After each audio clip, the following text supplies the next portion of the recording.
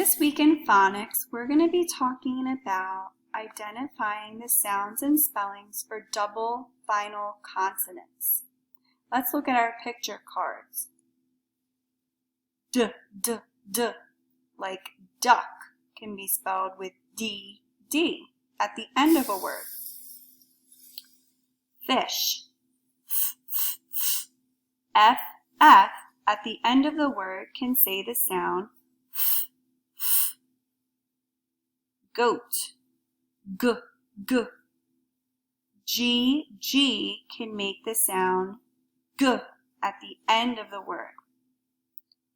Lion, O, L, L can make the sound O. Seahorse, S, S can make the sound S. Tiger, T, T can make the sound T, T, T.